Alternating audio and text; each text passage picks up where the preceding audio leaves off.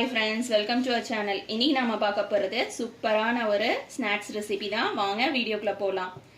பொதுவா மசால் வடை அப்படினாக்கா எல்லாரும் கடலைப்பருப்பு மட்டும் தான் வச்சு யூஸ் பண்ணுவாங்க. ஆனா நிறைய பேருக்கு பட்டாணி பருப்பு பத்தி தெரியாது. இப்போ நாம கடலைப்பருப்பும் பட்டாணி பருப்பும் வச்சு எப்படி மசால் வடை செய்யறது அப்படினு பார்க்கலாம். இதுக்கு நான் எடுத்துக்கிறது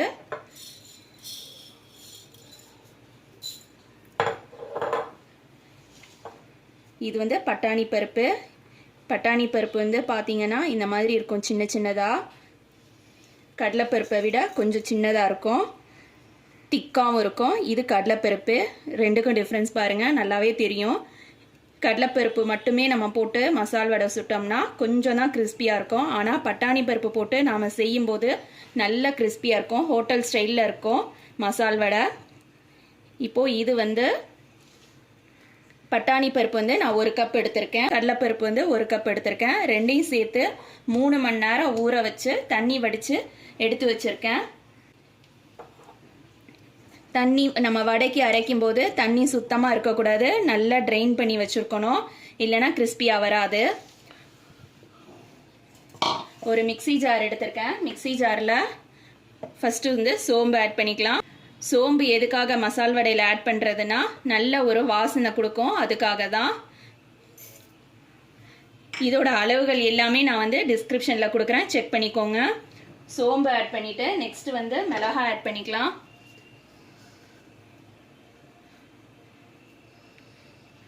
பொதுவாக மசால் வடைக்கு நிறைய பேர் காஞ்ச மிளகாய் யூஸ் பண்ணுவாங்க. காஞ்ச மிளகாயை விட பச்சை மிளகாய் யூஸ் பண்ணால் இன்னும் டேஸ்ட்டாக இருக்கும்.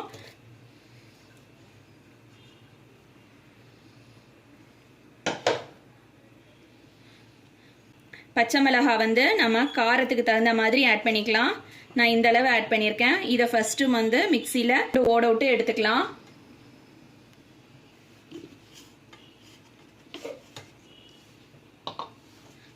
இந்த மாதிரி ஓட விட்டு எடுத்தாச்சு. இப்போ இதில் நம்ம கடலைப்பருப்பும் பட்டாணி பருப்பும் சேர்த்துக்கலாம். நிறைய போடக்கூடாது, கொஞ்சமாக போட்டு கொரண்டு அரைச்சிக்கணும், தண்ணியே விடக்கூடாது. நான் இதை அரைச்சிட்டு காட்டுறேன் உங்களுக்கு. இந்த அளவுக்கு பருப்பு அரைஞ்சிருக்கணும், ரொம்ப மையா அரைச்சிடக்கூடாது, கொரண்டு தான் இருக்கணும். இதே மாதிரி எல்லாத்தையும் அரைச்சிட்டு மொத்தமாக நான் காட்டுறேன். இப்போ நம்மளோட மசால் வடைக்கு உண்டான பருப்பு ரெடி ஆயிடுச்சு. இதில் உப்பு சேர்த்துக்கலாம்.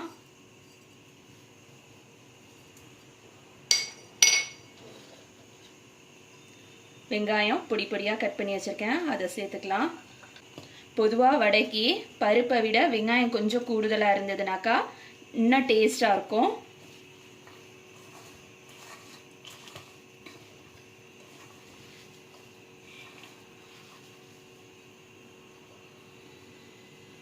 கருவேப்பிலை எடுத்திருக்கேன். கருவேப்பிலையை முழுசாக போடுறாந்தாலும் போட்டுக்கலாம், இல்லை சின்ன சின்னதாக கட் பண்ணிட்டு போடுறாந்தாலும் போட்டுக்கலாம். நான் சின்ன சின்னதாக கட் பண்ணிட்டு போட போகிறேன். இப்போ எல்லாம் போட்டுட்டு நல்ல மாவை கலந்து விட்டுக்கலாம். நம்ம பருப்பு அரைக்கும் போது தண்ணியே ஊற்றாததால் பருப்பு இந்த அளவுக்கு டெக்ஸ்சரில் இருக்கும். நம்ம வெங்காயம் சேர்க்கும் போது வெங்காயம் தண்ணி விட ஆரம்பிக்கும், அதால் தண்ணிலாம் எதுவுமே ஊற்றக்கூடாது. இப்போ இதை கலந்துட்டு உருண்டை பிடிச்சிக்கலாம்.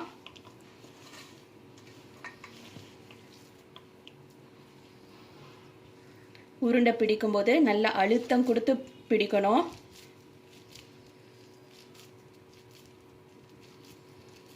எந்த அளவுக்கு நமக்கு வேணுமோ அந்த அளவுக்கு உருண்டை பெருசாக போடலாம், இல்லை சின்னதாக போடலாம்.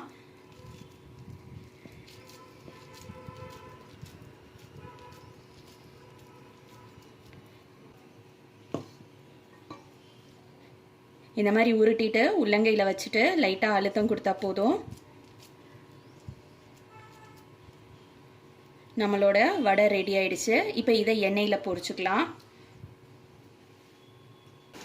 இப்போ மசால் வடை உள்ள போட்டாச்சு. ஒரு சைடு ஃபுல்லா பொரியட்டும், பொரியிற வரையில் டிஸ்டர்ப் பண்ண வேணாம்.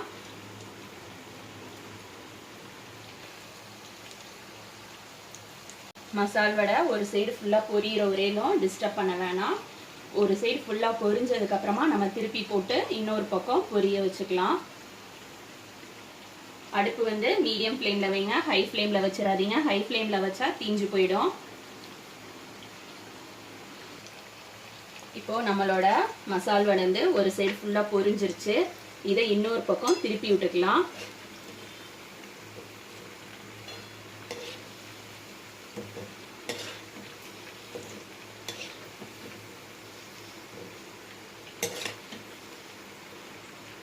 எப்போதுமே வந்து எந்த வடை போட்டாலும் நாம கரண்டி வச்சு திருப்பி திருப்பி விட்டுட்டு இருக்கக்கூடாது. அந்த மாதிரி பண்ணினாக்கா உடஞ்சி போயிடும்.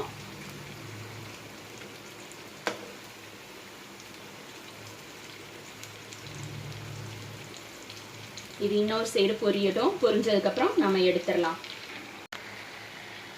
இப்போ நம்மளோட மசால் வடை ரெடி ஆயிடுச்சு. எல்லாத்தையும் எடுத்துடலாம்.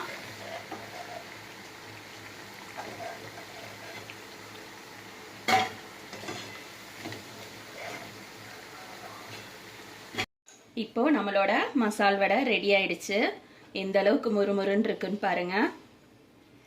ஆறி போயிடுச்சு. ஆறியும் நல்லா கிறிஸ்பியா இருக்கும்.